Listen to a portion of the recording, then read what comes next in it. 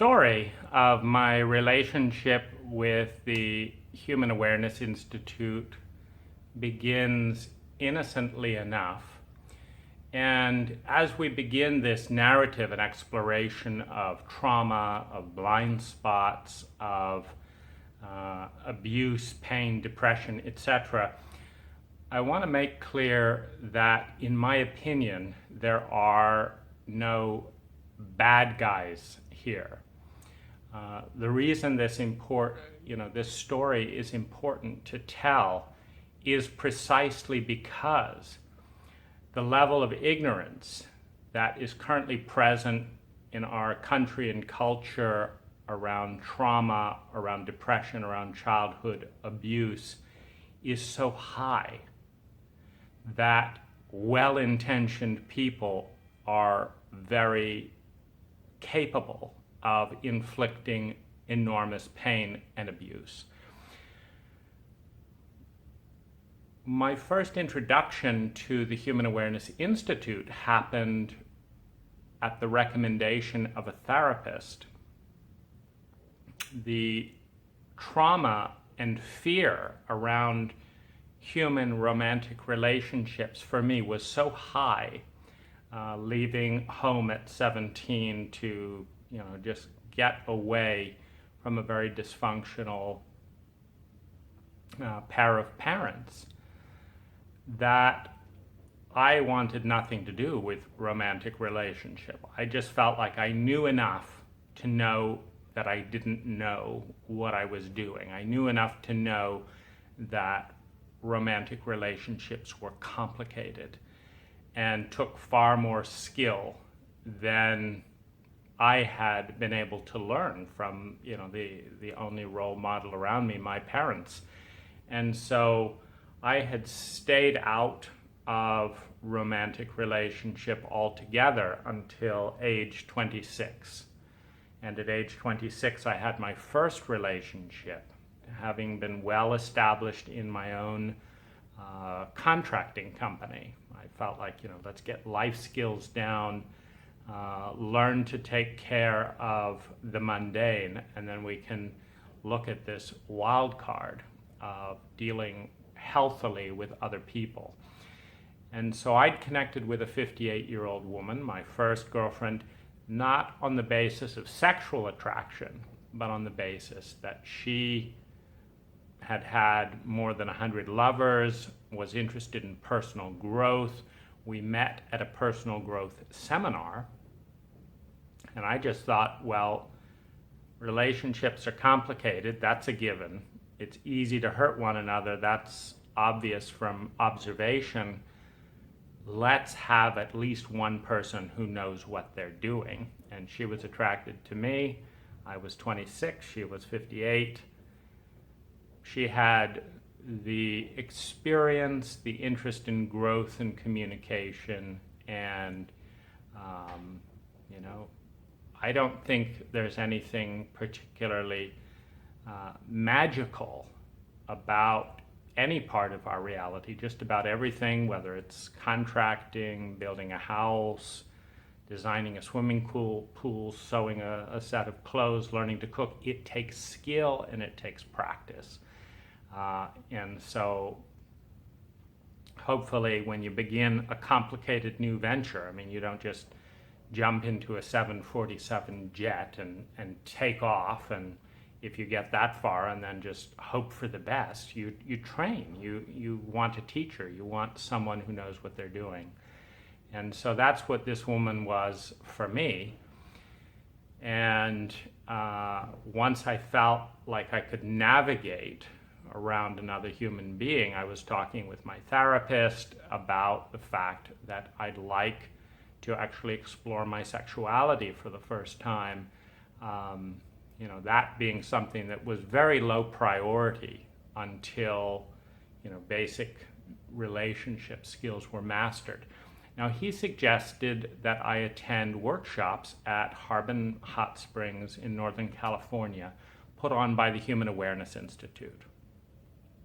The next weekend, I went up to check out the site, see how comfortable I felt in the area, get a little bit of a feeling, maybe talk to a few people. I've always been very sensitive to environment, and so that's part of laying groundwork and taking care of myself is go check out a place. It turned out I ended up in a hot tub, in the warm pool. The woman I ended up talking with had just come out of a high-level 6, and when I asked her for permission to hold her in the hot tub, she said, "You're going to love high, and that's just your cup of thing. You're going to do great there because that's what they teach. Ask, negotiate, communicate well for your partner directly and clearly." And so, based on that, it seemed like it might well be a good fit. I went to level 1, had a pretty amazing time. I went to level 2, and it was one of the most impactful workshops of my life.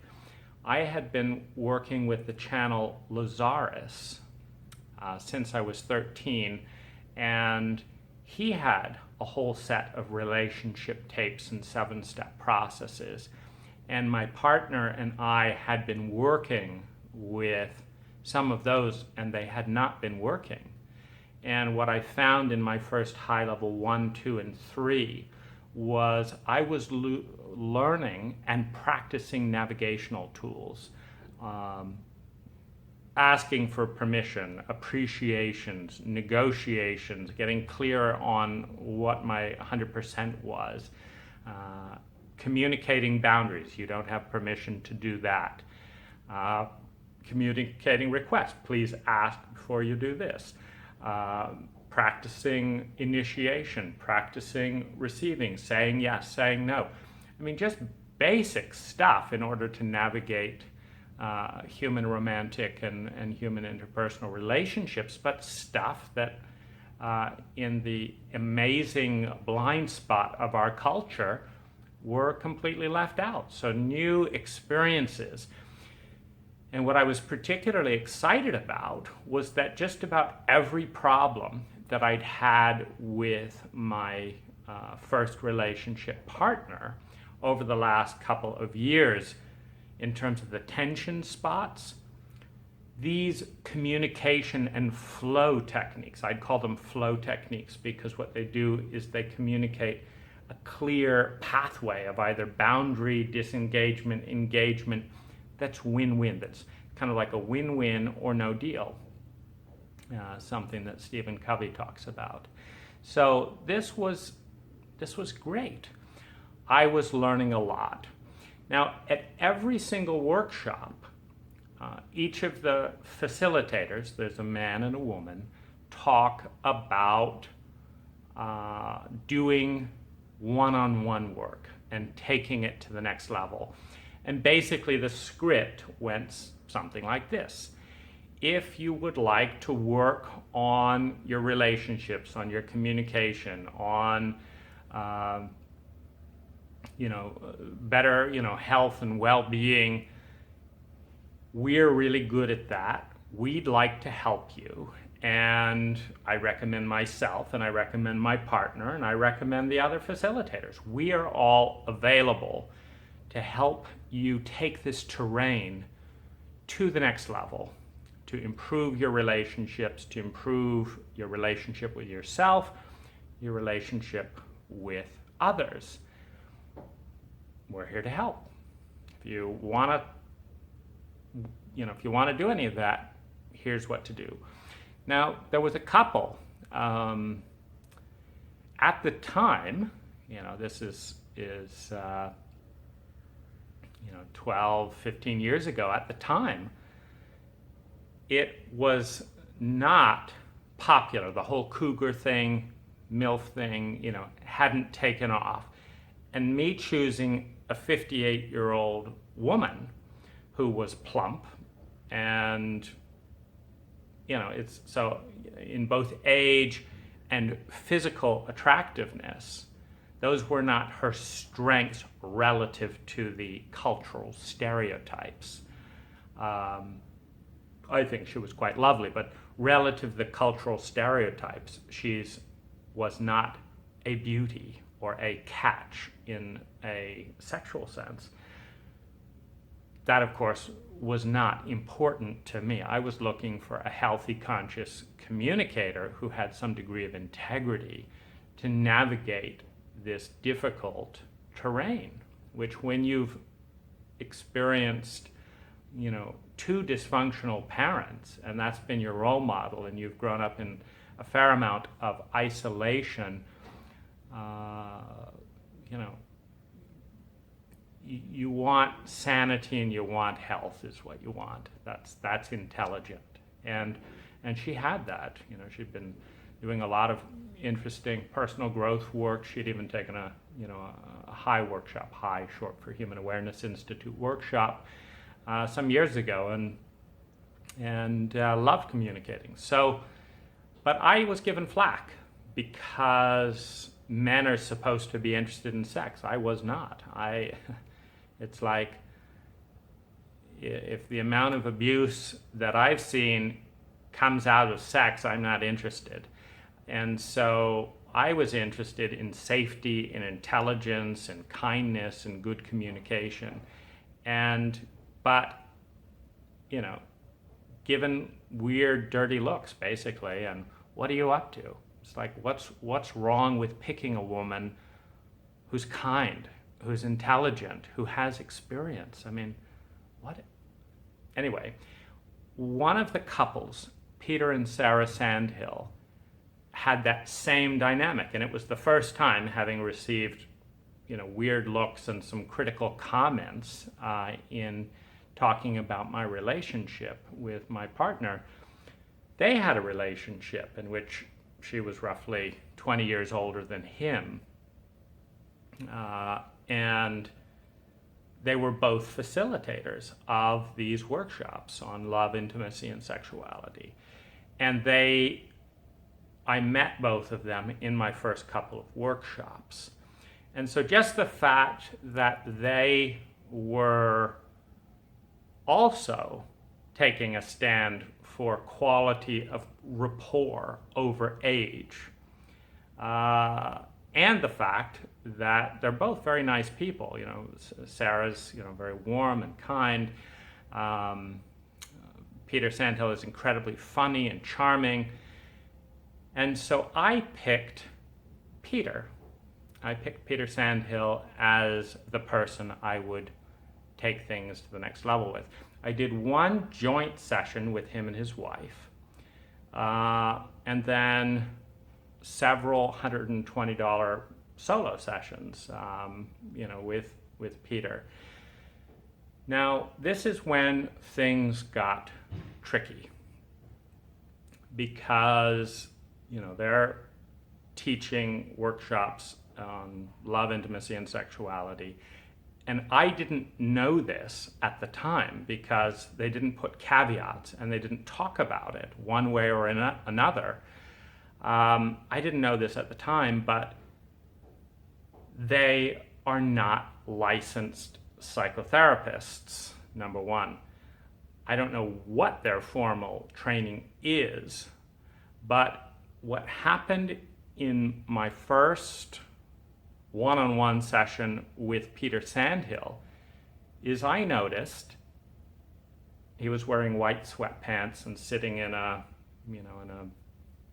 meditation seated posture. We're sitting across from one another, and we're kind of attuning into how we're going to do this. And I've never done anything like this. And when you've got dangerous parents, basically, that don't respond,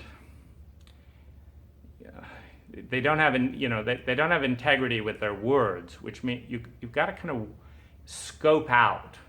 And this is a new situation to me, so I'm kind of scoping out, what's the lay of the land here. And I usually feel safe when I can find the boundary that's solid and know where that edge is, what the limits are, what the boundaries are, what I can do, what I can't do, and then I can kind of relax. And I kind of feel that out intuitively because as I say, my template is not one of just asking, because that's not necessarily a solid boundary. I mean, my mom might say, yes, I'm going to do that, and then not do it, or yes, you can do this, and then change her mind, or something. So I kind of instinctively, and I couldn't have said this at the time, because like so many of our unconscious survival patterns, mine were unconscious. So I instinctively kind of looking around, and I've had the experience for the first time in my life in recent weeks in doing high workshops, being in that environment of gay men expressing sexual interest. And in the Harbin Warm Pool, the big clothing optional hot springs, in the Harbin Warm Pool, I'd had this experience of several men saying, "May I massage you?" And that seemed kind of like an odd thing for a man to say, particularly to another man. And so I said, "Are you gay?" And yes. Well, I'm not gay. And I'm trying to practice what I'm learning in these workshops, which is all about win-win negotiation and stuff like that. So I said, "I'm not gay. I'm not going to have sex with you. But if you keep a foot away from my genitals so that I don't feel nervous, and you want to, knowing this is not a, foreplay or anything, and you're a good masseur, fine, you can massage me. I love massage." And in that situation, I remember one conversation, the gay man said, "This is such a relief. This is so direct and intelligent. Thank you. I'd love to give you a massage. Of course, I'm attracted to you, but I respect your boundary. It's more interesting to connect in some way. We can talk a little bit rather than, be alone. I'm alone here in the pool." And he gave me a great massage.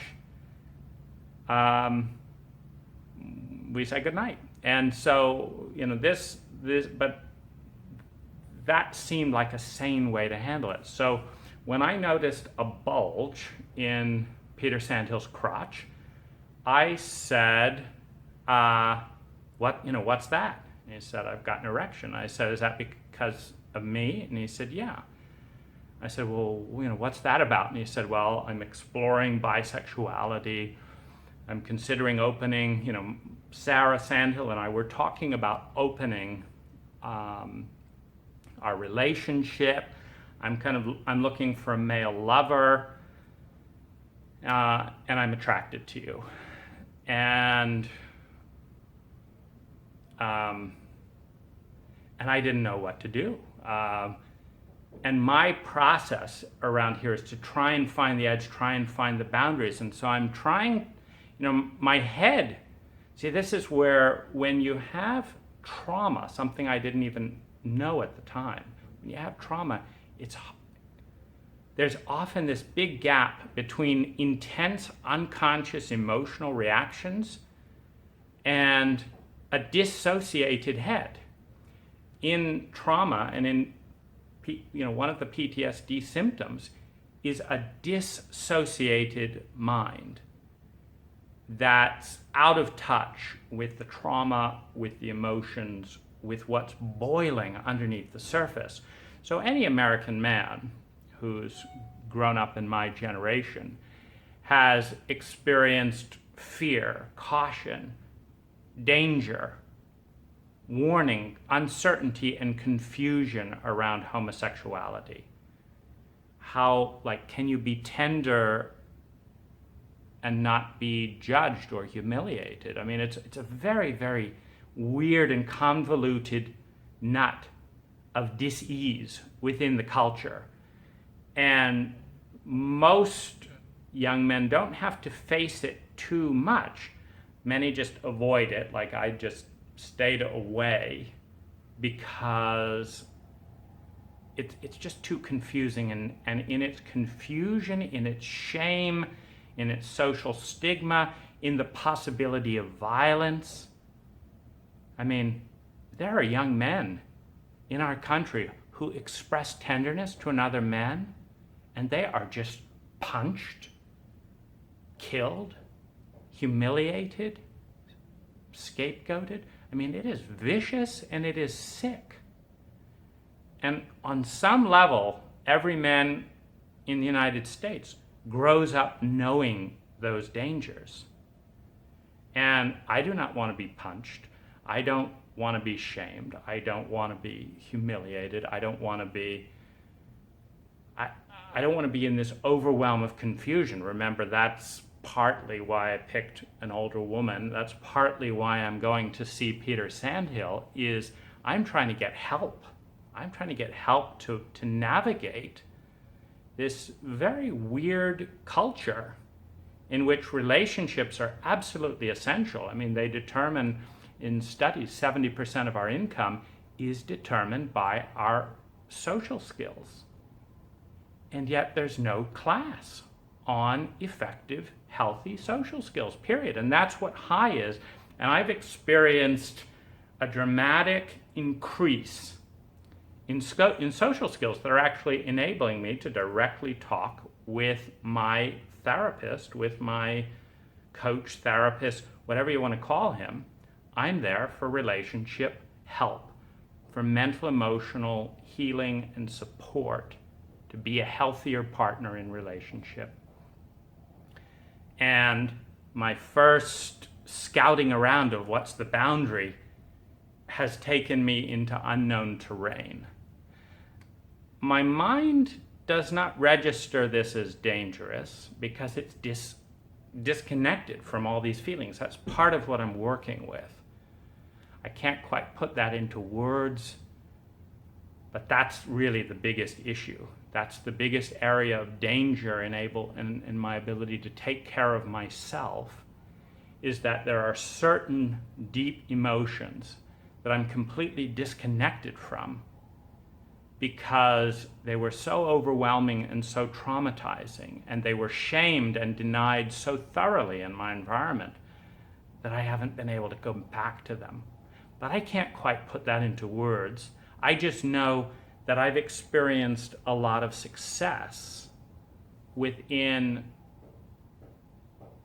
the workshops that I've taken, that these people have treated me better than anyone has ever treated me before, and that I want to grow. Now, when I look back at this situation, I imagine Peter took these exploratory questions of, what does this mean? Are you homosexual? Are you interested in me? Like, what did you have in mind? As perhaps sexual attraction from me. Now, anyone who is a role model, anyone who is popular, anyone who is warm, funny, charming, anyone who is caring and tender in a life history where that is minimized is attractive to a man or a woman. I mean, we like being around warm, friendly people who care about us. And one of the things talked about within the HIGH workshops and that the facilitator says, we love you. And Peter said he loved me. Now, I wanted to be loved. I wanted to be cared. I liked the attention. And my mind is not saying, this is bad, this is bad, this is bad. It's not. I've just taken a bunch of workshops that say sex is healthy and positive. It's part of being human, so nothing bad about sex. So my mind doesn't quite see the problem, but my mind does notice that I'm starting to behave strangely.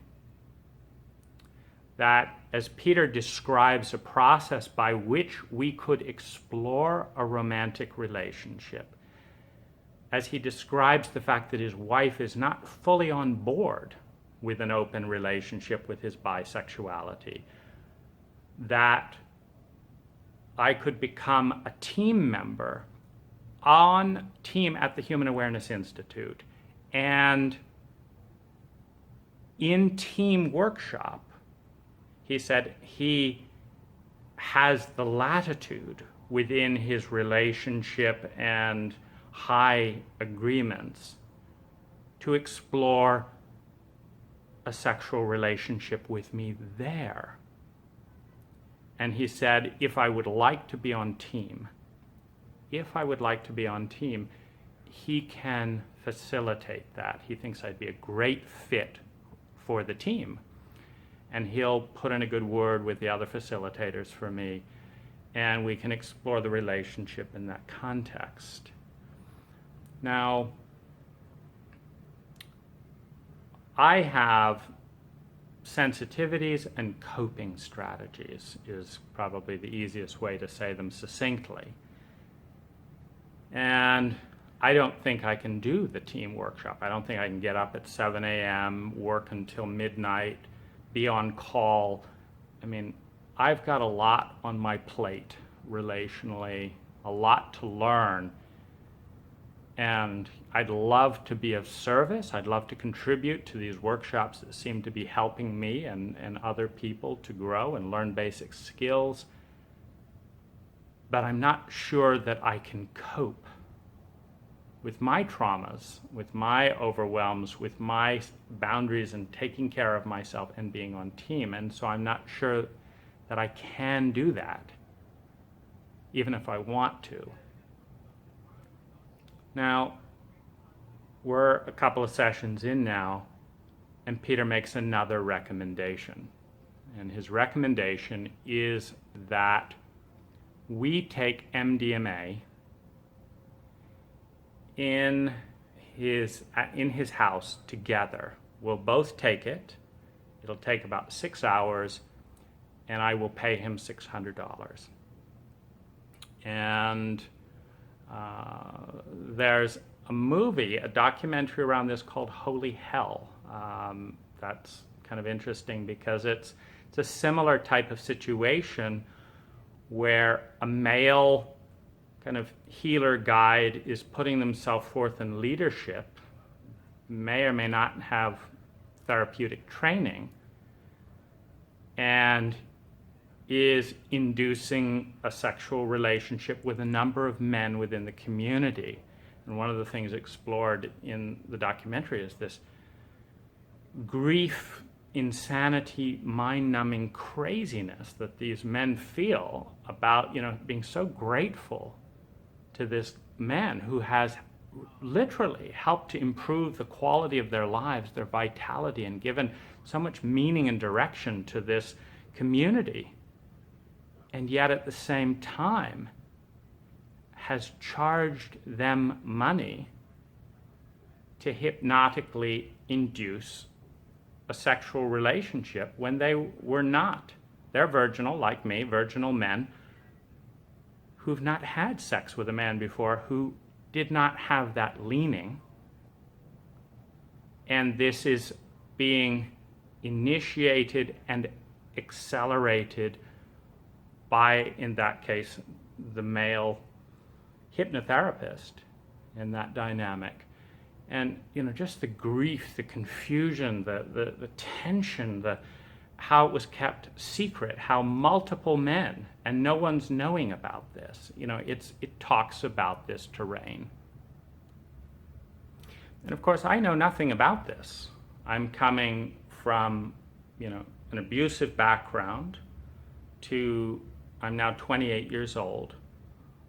I've had one partner, a 58-year-old woman, and exploring these these workshops that are helping that relationship and helping this.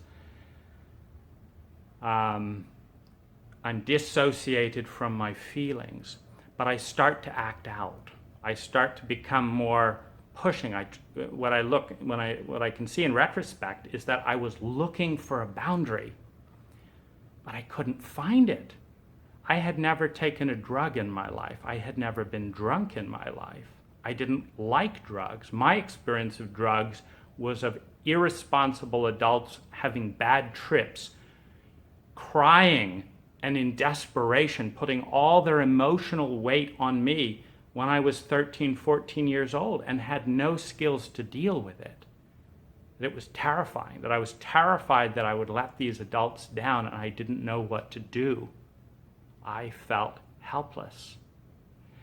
And this was the terrain that the most charming, warm, lovely man that I'd met, of the best workshops and educational tools that I'd met in this whole arena, was suggesting in the first few sessions that we explore a homosexual relationship in a team context that wouldn't work for me, and that we explore MDMA, and that I pay him for all of this.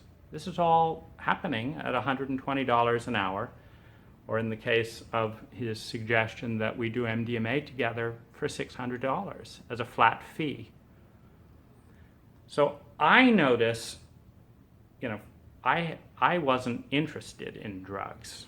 I didn't have any sense that they would be helpful for me.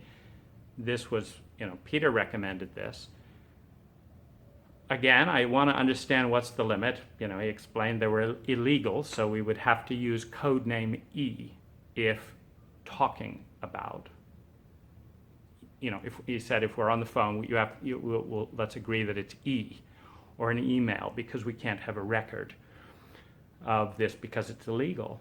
And I said okay, but $600 was a lot of money for me at the time. And Peter was an hour drive from my house.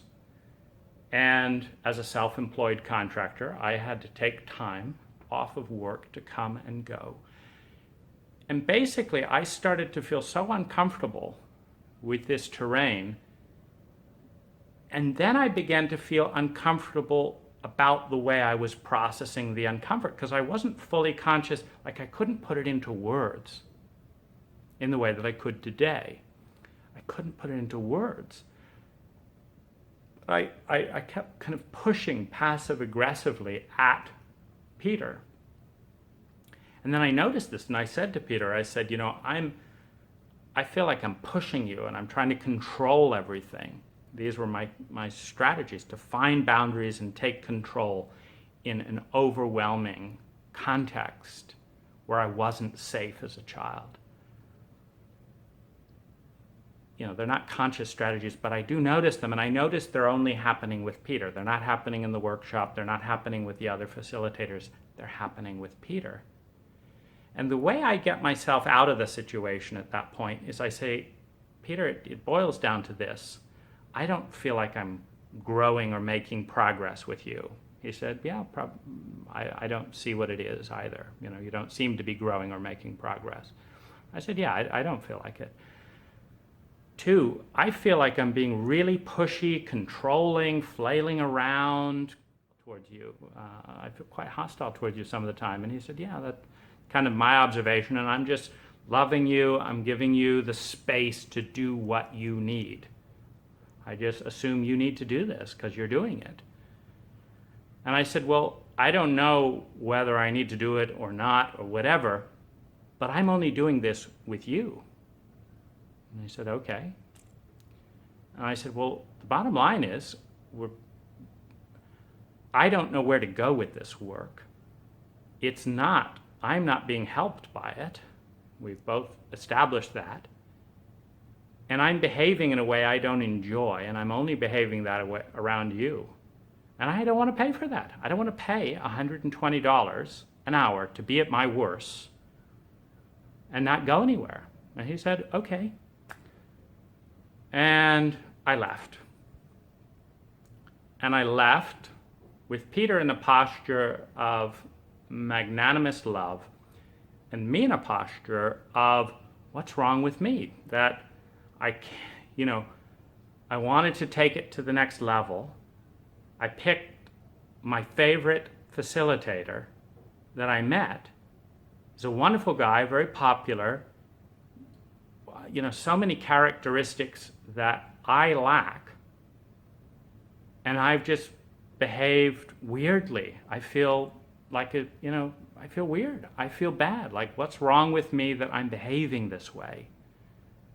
And I don't know. I have no idea. And apparently Peter didn't have any idea either, although he did say that his wife, Sarah, was not comfortable. You know, when I said I'm not going to, he said, well, it's probably just as well my wife, you know, she's not fully comfortable with the way things are going. Well, good for her.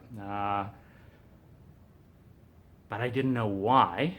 I just thought, well, I mean, if I was married to someone, I wouldn't want them, you know, maybe I wouldn't want them having another lover at all, or, you know, whatever. And this also was uncomfortable because I liked Sarah, and I didn't want to be in the middle. I didn't want to be in the middle of their marriage. I didn't want to be in the middle of, I wanted a safe group of people to guide me through this terrain that was so terrifying that I'd avoided it until I was 26 years old and found a much older woman who herself seemed much safer than the typical kind of sociopathic dating game that seemed to be going on with so many young people that, you know, just seemed terrifying. You know, it just seemed like I'm going to hurt someone or someone's going to hurt me, and I don't know how to stop that from happening, and I don't want to hurt people, and I don't want to be hurt, and I don't want to shock people, I don't want to be shocked.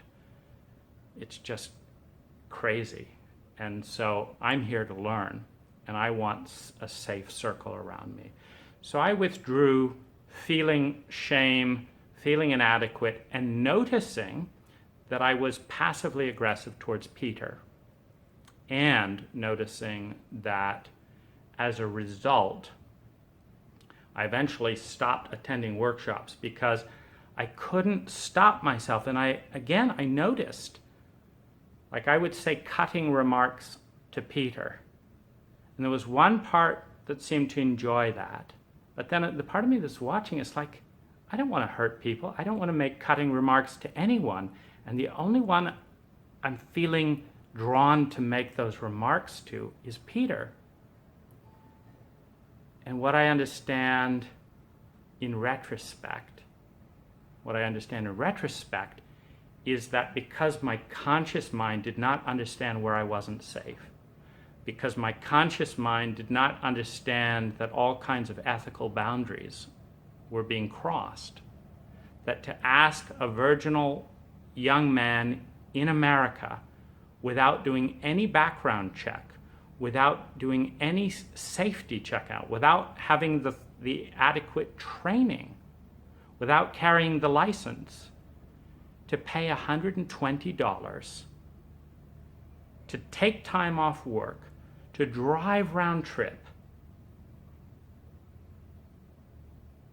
to be exploited and brought into the marriage dynamics of two facilitators, and then charged $120 an hour to do that, and then suggested to take drugs again without any background. No question, have you ever done drugs before? How do you feel about it? Nothing. A prescription without a diagnosis is a dangerous thing. And so my body is roiling inside in so many uncomfortable ways, but my mind is completely unaware. And because of that, this roiling energy is coming out covertly. But what a healthy person knows is that passive-aggressive energy speaks to some threat or some danger that the person doesn't feel safe or doesn't know how to express directly and cleanly, and is therefore doing passive-aggressively. But that there is an issue there. And what Peter did in this whole time was he extended more and more magnanimous energy towards me. He never took issue with the passive aggressiveness. He never confronted it. He never apologized. He never followed up. He never did anything other than be unusually warm towards me, which left me feeling like it's still my fault. There's this nice man who's nicer to me than almost any man in my whole life, and I'm singling him out to be mean to. I don't like that part of me, but I don't know how to stop it. So I'm just not going to do his workshops. So I stopped. And this was phase one of the pattern. Poor training, sexual attraction during a paid session, inclusion into marital secrets, and a divisiveness put in the middle between one therapist and another therapist. I'd done a joint session with Sarah. Put in the middle, suggesting, further, illegal and different activities without attuning or learning what was good for me reacting and being strange, and Peter being magnanimous. That's basically the pattern. And the pattern 10 years later repeats at a much higher amplitude, and that's the topic of the next chapter.